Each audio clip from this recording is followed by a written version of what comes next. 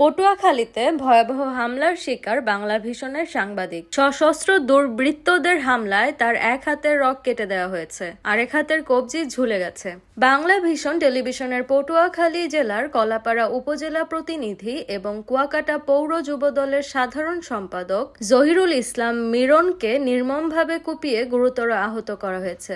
মঙ্গলবার দিবাগত রাত 12:30টার দিকে কুয়াকাটা পৌরসভায় নিজের বাসার সামনে এই হামলার শিকার হন মিরন। তার শরীরে অসংখ্য কোপের চিহ্ন পাওয়া গেছে। এক হাতের রগ কেটে দেওয়া হয়েছে, অন্য হাতের কবজি ঝুলে গেছে। মাথা, কপাল এবং পেটে গভীর আঘাত। স্থানীয়রা মুমূর্ষু অবস্থায় তাকে উদ্ধার করে কলাপাড়া উপজেলা স্বাস্থ্য কমপ্লেক্সে নিয়ে যান।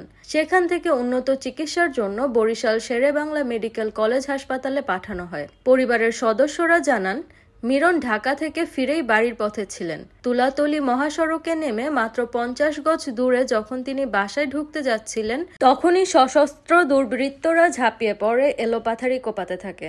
তার চিৎকারে এলাকাবাসী ছুটে আসে, দুর্বৃত্তরা পালিয়ে যায়। খবর ছড়িয়ে পড়লে স্থানীয় সাংবাদিক এবং দলীয় নেতাকর্মীরা ঘটনাস্থলে ছুটে আসেন। এলাকায় চরম উত্তেজনা বিরাজ করছে। মহিপুর থানার ওসি তরিকুল ইসলাম জানিয়েছেন, পুলিশ ইতোমধ্যে ঘটনাস্থল পরিদর্শন করেছেন। আসামিদের শনাক্ত ও গ্রেপ্তারের চেষ্টা চলছে। একজন সাংবাদিকের উপর এমন ভয়াবহ হামলা কি কোনোভাবেই মেনে নেওয়া যায়? এই ঘটনার সুষ্ঠু বিচার হবে তো?